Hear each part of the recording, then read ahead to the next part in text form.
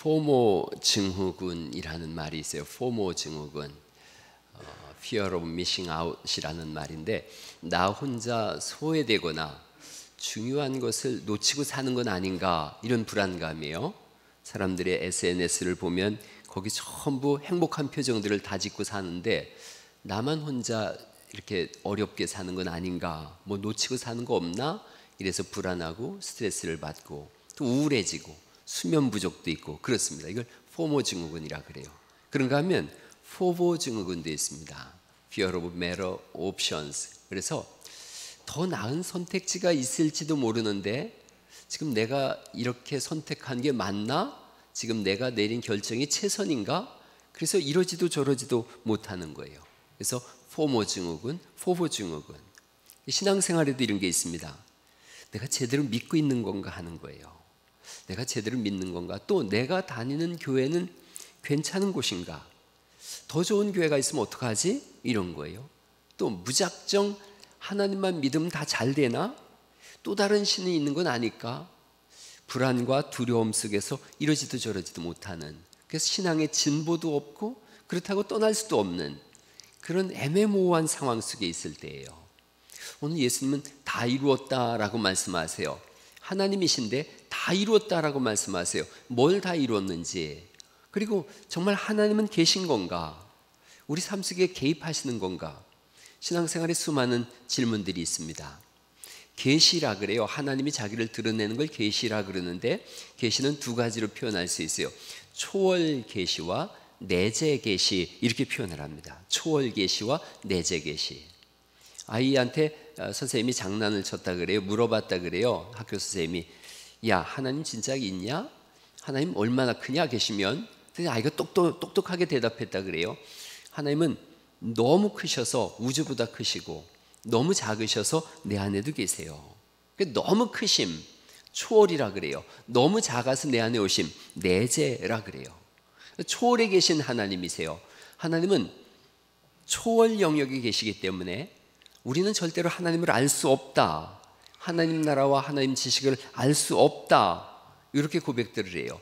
웨스트민스터 신앙 고백서에도 하나님과 인간의 차이가 너무 커서 인간은 하나님을 알 수 없다. 하나님은 얼마나 크신가? 최근에 제가 읽은 것 중에 오스트리아 국립대 연구진이 120억 광년 떨어진 우주에 얼마나 큰 퀘이산인지, 퀘이산은 별처럼 빛난다, 이런 큰 천체인데요, 거리가 한 7억 광년 정도 되는 큰 별이 있다는 거예요. 초대형 퀘이사예요. 근데 이 별이 태양보다 500조 배가 박답니다. 그래서 매일같이 태양 하나를 삼키는 그런 별이 있어요. 이 우주를 만드신 분이 하나님이세요. 그러니까 하나님은 뭐 그냥 옛날 생각에 수염 많이 난 산신령 같이 생각하는 분도 계시더라고요. 그렇지 않아요. 온 우주를 지으신 하나님이세요. 초월자세요. 창조주세요. 그런가 하면 하나님께서 자기를 드러내 주세요. 우리한테 드러내 주세요. 그를 내재하시는 하나님, 내재 계시라 그래요. 하나님 우리에게 자신을 보여주기에 우리가 하나님을 아는 거예요. 로마서 1장 19절에 이렇게 써 있어요. 이는 하나님을 알만한 것이 그들 속에 보임이라 하나님께서 이를 그들에게 보이셨느니라 라고 하시고, 20절 말씀에 같이 한번 읽어볼까요? 같이 읽어보시죠. 시작. 영원하신 신성이 그가 만드신 만물에 분명히 보여 알려졌나니 그러므로 그들이 핑계하지 못할지니라. 아멘. 온 천지 만물에 하나님이 계심을 우리 심령을 통해서 알려주고 계신다는 거예요. 위대한 신학자 중에 프란시스 셰퍼라고 하는 분이 있는데 그런 책을 썼어요. 거기 계시며 말씀하시는 하나님. 이게 초월 계시와 내재 계시를 다 드러낸 거예요. 거기 계신다는 것은 초월에 계신다는 뜻이에요. 그런데 말씀하셔서 우리로 알게 하시는 하나님, 내재하시는 거예요. 하나님이 자신을 드러내 보이세요. 그 드러내 보이시는 특별한 방법이 성경이에요. 그래서 성경을 또 다른 말로 특별 계시, 이렇게 표현을 해요. 하나님이 특별 계시를 통해서 자신을 펼쳐 보이신 거예요. 그러니까 이 성경은 이런 개념으로 말씀드릴 수 있어요. 거기 계신 하나님께서, 우리가 도저히 알 수 없는 거기 계신 하나님께서 성경을 통해서 말씀하세요. 그래서 초월 계시에서 내재 계시로 온 것이 성경이에요.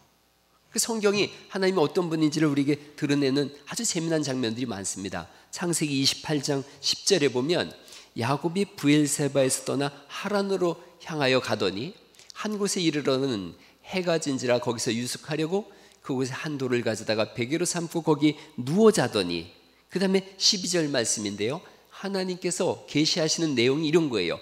12절은 제가 읽어볼게요. 꿈에 본즉 사닥다리가 땅 위에 서 있는데 그 꼭대기가 하늘에 닿았고 또 본즉 하나님의 사자들이 그 위에서 오르락내리락 하고. 그러니까 야곱이 잠자고 있을 때에 하나님께서 꿈속에서 그에게 자신을 드러내는 거예요. 13절 말씀을 같이 한번 읽어보시죠. 시작.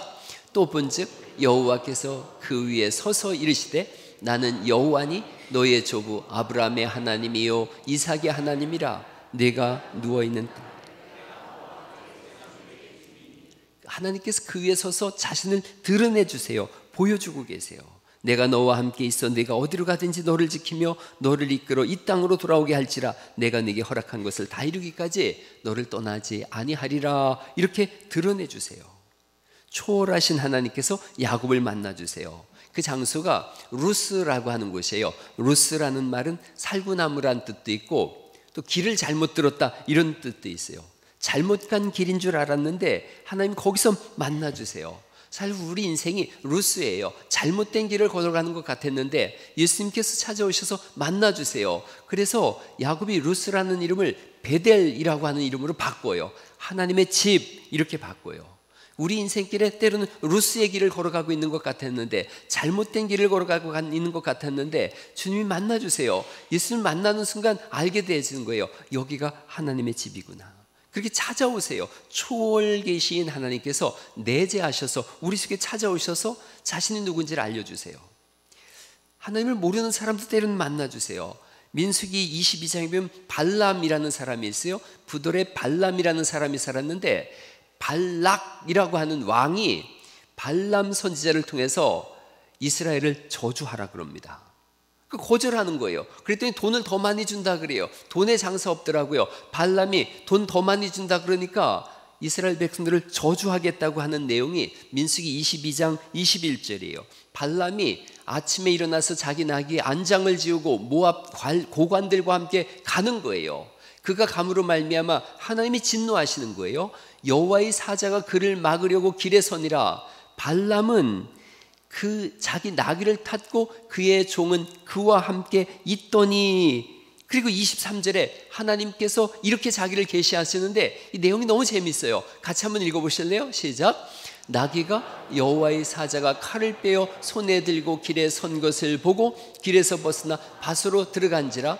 발람이 나귀를 길로 돌이키려고 채찍질하니 여호와의 사자는 포도원 사이 좁은 길에 섰고 좌우에는 담이 있더라. 이렇게 말씀하고 있어요. 그러니까 나귀가 여호와의 사자를 본 거예요. 여호와의 사자를 본 거예요. 그래서 그 다음에 하나님 말씀이 또 이렇게 되어져요. 25절인데 나귀가 여호와의 사자를 본 거예요. 몸에 담에 대고 발람의 발을 그 담에 짓누르니 발람이 발이 아프니까 채찍질하는 거죠. 여호와의 사자가 더 나아가서 좌우로 피할 데가 없는 좁은 곳에 선지라. 나귀가 또 여호와의 사자를 보고 발람 밑에 그냥 엎드리니까 나귀를 지팡이로 때리죠. 그러자 여호와께서 이번엔 나귀의 입을 열어요. 나귀가 말을 합니다. 발람에게 이르되 내가 당신에게 무엇을 하였기에 나를 이같이 3번 때리느냐. 발람이 나귀한테 말하는 거죠. 이게 되게 재미있죠. 발람과 나귀가 지금 대화하고 있는 거예요. 네가 나를 거역하기 때문이니 내 손에 칼이 있었더라면 곧 너를 죽였으리라. 그랬더니 30절 말씀 같이 한번 읽어볼래요? 시작. 당신의 일생 동안 탄 나귀가 아니냐. 내가 언제 당신에게 이같이 한 버릇이 있었더냐. 그가 말하되 없었느니라. 이렇게 말씀하고 있어요. 이게 나귀가 어떤 음성을 말했을지 되게 사실은 좀 궁금합니다. 그랬더니 31절 말씀 한번 더 읽어보죠. 시작. 그때 여호와께서 발람의 눈을 밝히심에 여호와의 사자가 손에 칼을 빼들고 길에 선 것을 그가 보고 머리를 숙이고 엎드렸다. 이렇게 말씀하고 있어요. 그러니까 때로는 나귀를 통해서 말씀하세요. 온 천지 만물을 통해서도 말씀하세요. 장엄하게 떠오르는 태양을 보면서 그 장엄한 태양을 만드신 하나님을 바라보게 하세요. 하나님을 어떻게 알 수 있는가? 초월에 계신 하나님께서 자기를 드러내 보세요. 그걸 계시라 그러는데 초월 계시가 우리 안에 들어오는 내재 계시를 통해서 알 수가 있어요. 그리고 그 계시의 가장 핵심은 성경 말씀이에요. 성경이 그러면 하나님의 계신지를 또 어떻게 알 수 있느냐는 거예요. 다시 생각해 보는 거예요. 이 성경이 하나님의 계신지 어떻게 알 수 있는가? 피터 스토너라고 하는 수학과 천문학과의 과장이 있어요. 회장님이 과학의 위력이라고 하는 책에서 예수 그리스도에 대한 예언 8개를 선정한 다음에 이 8개의 예언이 성취될 확률을 계산해 본 거예요. 구약에 나와 있는 8개의 예언이 과연 성취될 확률이 얼마나 있을까? 스토너와 그와 함께 강의를 들었던 600명의 사람이 10년 동안 연구해서 계산한 거예요. 한 사람이 8개의 예언을 모두 성취할 확률은 10의 17승분의 1이라고 하는 계산을 드러냈어요. 10의 17승분의 1이라는 말은 저는 확률적으로 제로예요. 불가능하다는 뜻이에요. 이 사람들이 계속 연구했어요. 48개의 예언이 성취될 확률은 뭘까? 10의 157승분의 1이에요. 근데 성경은 중요한 예수님에 대한 예언만 해도 구약에 61개가 있어요. 그 예언들이 전부 예수님 한 분에 의해서 다 성취가 되어졌어요. 우리가 읽은 요한복음 19장 한번 24절 말씀 한번 보실까요? 요한복음 19장 24절 말씀 같이 한번 읽어보실까요? 같이 읽어보죠. 시작. 군인들이 서로 말하되 이것을 찢지 말고 누가 얻나 제비 뽑자 하니 이는 성경에 그들이 내 옷을 나누고 내 옷을 제비 뽑나이다 한 것을 응하게 하려 함이로라. 군인들은 이런 일을 하고 라고 말씀하고 있는데 이게 시편 22편 18절에 있는 말씀이에요. 내 옷을 나누며 속옷을 제비 뽑나이다 라고 시편 22편 18절에 있는 말씀이 오늘 본문에 예수님 십자가상에서 이루어집니다. 우리가 읽은 말씀 중에 예수님께서 포도주를 받는 말씀이 있어요. 29절 30절에 있는 말씀인데 거기 신포도주가 가득히 담긴 그릇이 있는지라 사람들이 예수님께 이 신포도주를 입에다 대게 하죠. 그 말씀이 시편 69편 21절에 있는 말씀이 예언이 이루어지는 거예요. 그들이 쓸개를 나의 음식물로 주며 목마를 때에는 초를 마시게 하였사오니 라는 예언의 말씀이 이루어집니다. 요한복음 19장 33절 말씀을 한번 보실까요? 33절 말씀 예수께 이르러서는 이미 죽으신 것을 보고 다리를 꺾지 아니하고 라고 말씀하세요. 신기한 건요 32절이에요. 군인들이 가서 예수와 함께 못 박힌 첫째 사람과 또 그 다른 사람의 다리는 꺾었어요. 죽었는지 살았는지를 확인하기 위해서 또 완전히 죽이기 위해서 다리를 꺾습니다. 그런데 예수님의 다리는 꺾지 않습니다. 이것이 시편 34편 20절에 있는 말씀이에요. 그의 모든 뼈를 보호하시며 그 중에서 하나도 꺾이지 아니하도다. 좌우 양편에 있는 강도의 다리는 꺾지만 예수님의 다리는 꺾이지 않습니다. 이 말씀은 민수기 9장 11절에 유월절 양을 먹을 때 유월절에 그 양의 뼈를 하나도 꺾지 말며 라고 그렇게 율례대로 말씀하고 있는데 그 말씀이 그대로 이루어지는 거예요. 예수님의 무덤에 대해서 38절 말씀 보시면 38절에 아리마대 사람 요셉은 예수의 제자이나 유대인이 두려워 그것을 숨기더니 이 일 후에 빌라도에게 예수의 시체를 가져가기를 구하매 빌라도가 허락하는지라 이에 가서 예수의 시체를 가져가서 자기 무덤에 이 아리마대 사람 요셉이 자기 무덤에 예수님을 안치합니다. 이 말씀도 사실 이사야서 53장 9절에 있는 예언의 말씀이에요. 이사야서 53장 9절 말씀 같이 한번 읽어보실까요? 시작. 그는 강포를 행하지 아니하였고 그의 입에 거짓이 없었으나 그의 무덤이 악인들과 함께 있었으며 그가 죽은 후에 부자와 함께 있었도다. 예수님께서 다 이루었다 이렇게 말씀하세요. 지금 구약 성경의 메시아 사역, 그리스도로 오시는 그 사역을 예수님이 다 이루신 거예요. 또 하나 구원의 모든 사역을 다 이루신 거예요. 내가 다 이루었다라는 말씀은 성경 말씀을 다 완성했다는 말씀이에요. 그래서 이 예수님에 대한 종교학적인 호칭은 종말론적 계시자 이렇게 표현해요.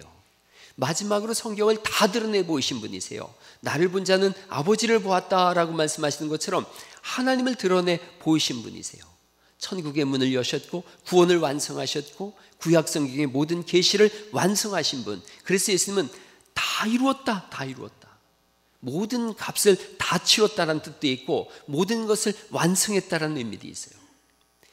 베드로전서 2장 24절 말씀에 이 다 이루신 예수님을 통해서 우리에게 일어난 사건을 이렇게 말씀하세요. 천천히 같이 한번 읽어보시죠. 시작.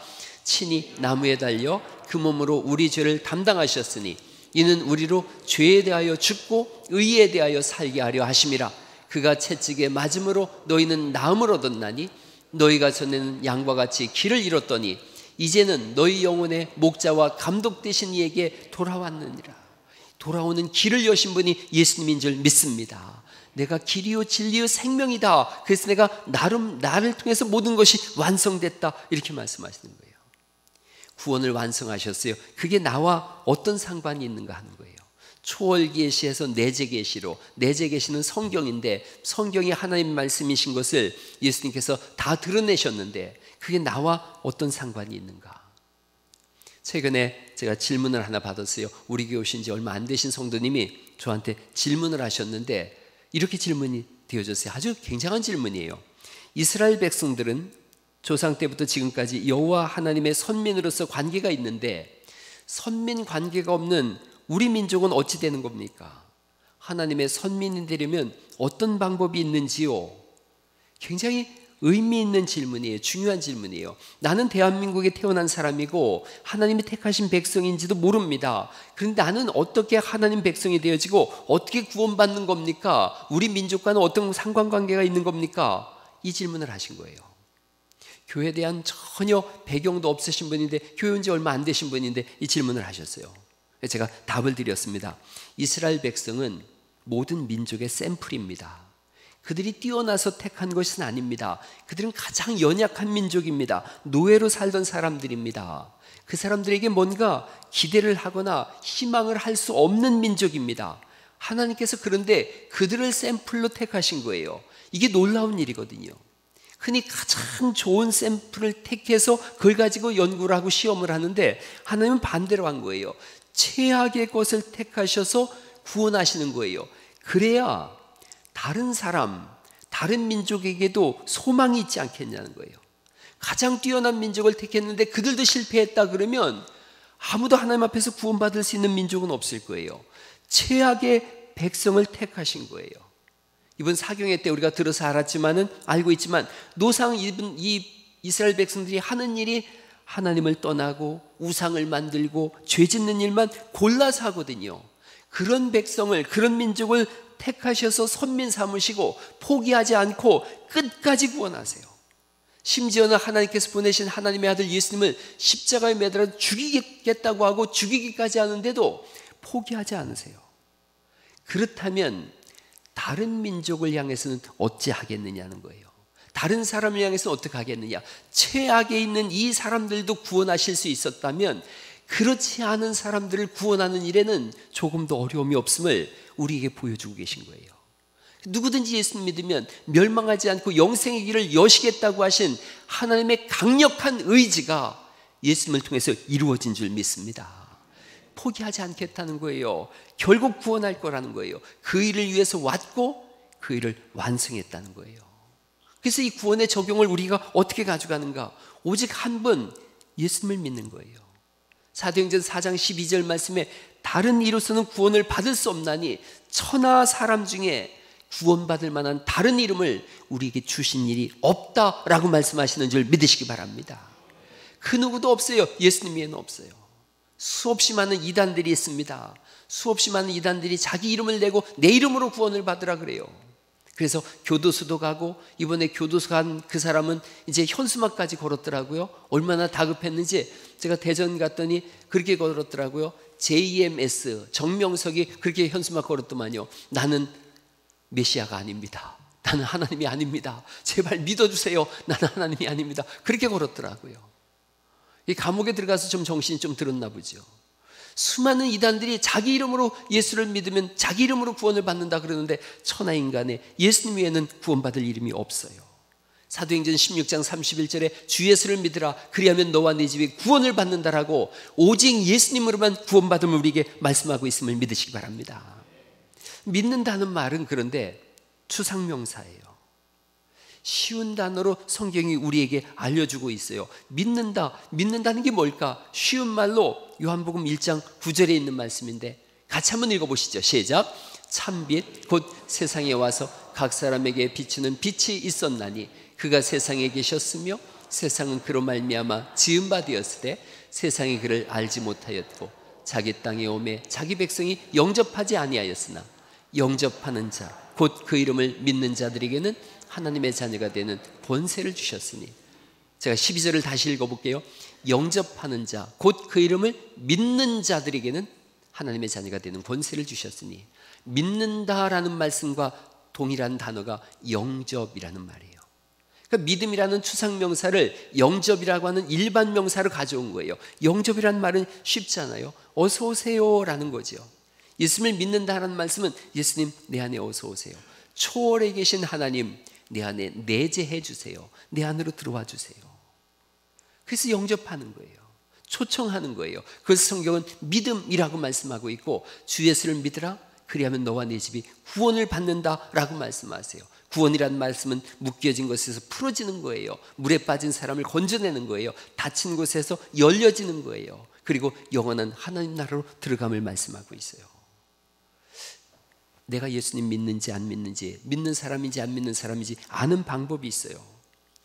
택함 받지 않은 백성은 절대로 예수님을 믿을 수가 없어요. 고집을 부립니다. 천하 없어도 예수님 안 믿겠다라고 외쳐요. 그러나 택함 받은 백성은 신비롭게도 예수님이 믿어져요. 신앙을 고백합니다. 할렐루야. 이상하게 예수님 믿어져요. 아니 온 우주를 지으신 그 하나님이 믿어져요. 그리고 예배를 기뻐합니다. 예배를 기뻐하고 찬송을 즐거워하고 기도하고 싶은 마음이 생겨나고 성경을 읽고 싶어져요. 예수님 믿는 객관적 증거예요. 신앙생활하면서 목사도 매번 설교 시간을 길어지지 않도록 안배를 합니다. 설교를 할 때 그냥 안 해요. 이해시키려고 그러고 설득하고 납득시키고 가장 효과적인 방법을 위해서 기도합니다. 이걸 기승전결로 이 본문을 전할지 서론본론 결론으로 할지 연역법으로 전할지 귀납법으로 전할지 수없이 고민하고 기도하면서 이걸 하거든요. 어떤 식으로 하든 듣는 사람은 귀를 기울입니다. 안 듣는 사람은 빨리 끝내주는 게 복음이에요. 그런데 최근에 제가 들은 얘기가, 제가 설교를 좀 짧게 하려고 노력을 하는데 그런 얘기가 들리더라고요. 설교를 제발 짧게 하지 마시고 그냥 길게 해주세요라고 하는 말이 들려오는 거예요. 도대체 어떤 인간이요? 막 이런 생각 들죠. 누구요? 누구? 이러죠. 그런 얘기를 들을 때 얼마나 행복한지 몰라요. 말씀을 더 듣고 싶다는 거예요. 말씀을 사모하는 거예요. 하나님이 하시는 일이에요. 도저히 예수님 믿을 것 같지 않은 분인데 예수님을 믿어요. 우리 교회도 그런 분들이 너무 많아요. 저분은 절대 예수님 안 믿을 것 같은데 여기 와서 앉아 있는 거예요. 신기합니다. 지금 예수님을 믿고자 하는 마음이 있고 예수님을 믿는 마음이 있다면 그 사람은 누가 뭐라 그래도 하나님이 택한 백성인 줄 믿습니다. 내 기분이나 내 마음이 때로는 예수님을 안 믿는 것 같고 구원받지 않은 것 같은 때도 있어요. 그러나 진실로 예수님을 영접하고 믿음으로 살고자 하는 신앙심이 있다면 그 사람은 누가 뭐라 그래도 하나님이 택한 백성이에요. 때로는 내 신앙이 흔들릴 수 있어요. 그러나 구원까지 흔들리진 않습니다. 내가 흔들린다고 하나님도 흔들린다, 그렇지 않습니다. 나는 흔들려도 하나님은 흔들리지 않음을 믿으시기 바랍니다. 전능하신 하나님의 손길이 내가 사망의 음침한 골짜기를 다닌다고 할지라도 우리를 붙들어주고 계신다라고 시편 23편은 우리가 노래하고 있어요. 다 이루신 하나님께서 우리에게 선명하게 말씀하시는 거예요. 요한복음 3장 16절을 우리가 다 암송하고 있는데 한번 해보시겠어요? 시작. 하나님이 세상을 이처럼 사랑하사 독생자를 주셨으니 이는 저를 믿는 자마다 멸망치 않고 영생을 얻게 하려 하심이니라. 신앙을 고백할 수 있는 이유는 초월하신 하나님께서 우리 안에 내재하신 거예요. 성령님으로 내재하셔서 믿음을 발현시키는 거예요. 믿을 수 있는 마음을 주시는 거예요. 그리고 고백할 수 있게 하는 거예요. 성령님의 역사예요. 요한복음 14장을 우리가 지난번에 봤는데 14장 17절에 성령님에 대해서 이렇게 표현하고 있어요. 그는 진리의 영이라 세상은 능히 그를 받지 못하나니 이는 그를 보지도 못하고 알지도 못함이라. 예수님 안 믿는 사람은 성령님에 대해서 듣도 보도 알지도 못해요. 그러나 너희는 그를 아나니 그는 너희와 함께 거하시며 또 너희 속에 계시겠음이라. 그리고 26절 같이 한번 읽어보시죠. 시작. 보혜사 곧 아버지께서 내 이름으로 보내실 성령 그가 너희에게 모든 것을 가르치고 내가 너희에게 말한 모든 것을 생각나게 하리라. 아멘.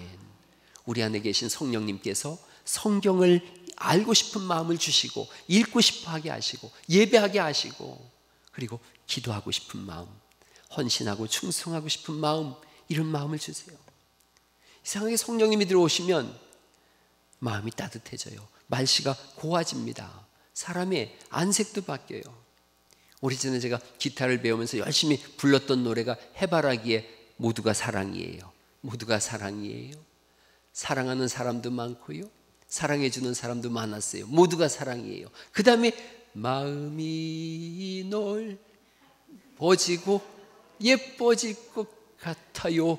그러면서 이것이 행복이란 걸 난 알아요. 내 기타만 있었으면 제대로 잘 불러드리는데 이게 저는 성령님이 오셨을 때 이게 알았어요. 마음이 넓어지더라고요. 예뻐질 것 같고 또 예뻐 보이더라고요. 그게 행복이라는 걸 알겠더라고요. 성령님이 딱 임하고 제가 처음으로 본 여자가 소혜정이에요. 그래서 보니까 예뻐 보이더라고요. 그래서 같이 살자 그랬어요.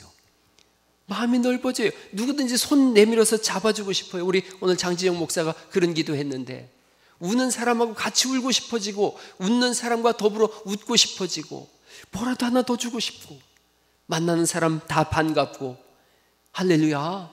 그 성령님이 우리 안에 오시면 그러더라고요. 지난주에 교회 성도님 한 분이 저한테 꼭 소개시켜주고 싶은 목사님이 있다 그러면서 모시고 왔어요. 그분을 이렇게 길을 가는데 처음 보는 분이었대요. 얼굴이 얼마나 밝고 환하고 좋아 보이든지 가서 말을 건네고 싶고 친구가 되고 싶더래요. 그래가지고 말을 건넸대요. 저기 너무 얼굴이 밝아 보이고 좋아 보여서 말을 건네지 않을 수가 없네요. 그리고 말을 건넸대요. 그래서 친구가 됐다는 거예요. 10년 넘게 친구가 됐대요. 모시고 왔는데 제가 만나보니까 얼굴도 밝고 표정도 밝고 얼마나 명랑한지 몰라요. 얘기를 사연을 들어봤더니 이 황등에서 돌산을 경영하다가 또 큰 데 가서 돌산 그 업체를 받았대요. 그래가지고 1년 매출이 100억에 되는 큰 사업을 했는데 국가정책이 바뀌면서 4년 만에 완전히 부도가 났대요. 그래가지고 다 털어내고 전세에 간신히 들어갔대요. 그래도 그냥 행복하고 씩씩한 거예요. 신앙의 힘이에요. 목사님이에요. 예수님 믿으면 딱 해바라기 노래처럼 주바라기가 되어져요. 모두가 사랑이에요. 사랑하는 사람도 많고 사랑해주는 사람도 많고 마음이 넓어지고 예뻐지고 행복해지는 거예요. 이게 예수님 믿는 사람의 삶인 줄 믿으시기 바랍니다. 시작할 때 제가 포모, 뭔가 놓칠까봐 두려워하는 마음, 포보, 더 나은 선택지가 있는 건 아닐까 하는 두려움, 염려하지 마세요. 우리는 놓칠지 몰라도 예수님은 우리를 놓치지 않습니다. 더 나은 선택, 더 좋은 교회 세상에 많지만 그래도 우리 교회는 하나님이 주목하는 교회인 줄 믿으시기 바랍니다.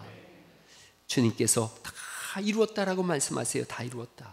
그리고 우리에게 한 가지 요구하시는 거예요. 믿기만 해라, 믿기만 해라. 누가복음 8장에 해당장 야이로의 딸이 죽었을 때에 예수님께서 야이로에게 그렇게 말씀하세요. 두려워하지 말고 믿기만 하라. 그리하면 딸이 구원을 얻으리라. 이렇게 말씀하세요. 믿기만 해라. 야고보서 1장 6절에 오직 믿음으로 구하고 조금도 의심하지 마라. 의심하는 자는 마치 바람에 밀려 요동하는 바닷물결 같으니 이런 사람은 무엇이든지 죽게 얻기를 생각하지 마라. 믿기만 해라 라고 주님은 말씀하세요. 누가복음 22장에 시몬에게 말씀하는 거예요. 시몬아 시몬아 보라 사탄이 너를 밀가부르듯 하려고 요구하였으나 그러나 내가 너를 위하여 네 믿음이 떨어지지 않기를 기도하였나니 너는 돌이킨 후에 네 형제를 굳게 하라 라고 말씀하세요. 다 이루신 예수님께서 책임지시는 거예요. 우리에게 잠언서 3장 6절에 너는 범사에 하나님을 인정하래요. 그러면 하나님께서 내 길을 지도하시리라, 내 길을 이끌어 주신다는 거예요. 믿음으로 살면 하나님이 우리 손을 잡고 그 길을 걸어가신다고 말씀하시는 줄 믿습니다. 오늘 초월하신 하나님께서 우리 안에 내재하셨어요. 이 모든 일을 이루신 분이 예수님이세요. 그래서 다 이루었다라고 선포하세요. 예수님이 내 안에 오셨어요. 착해져요. 죄와 담을 쌓고 싶고, 사랑의 사람이 되어지고, 좋은 말을 하고 싶고, 멋진 삶을 살고 싶고, 살아있다는 느낌이 들고, 누구를 만나든 예수님을 전하고 싶고, 알 수 없는 자신감이 내 속에 막 생겨나고요. 그래서 이 한 주도 성령님으로 충만해서 신앙의 힘으로 승리하는 거룩한 은혜들이 있기를 간절히 바랍니다. 찬송 한 절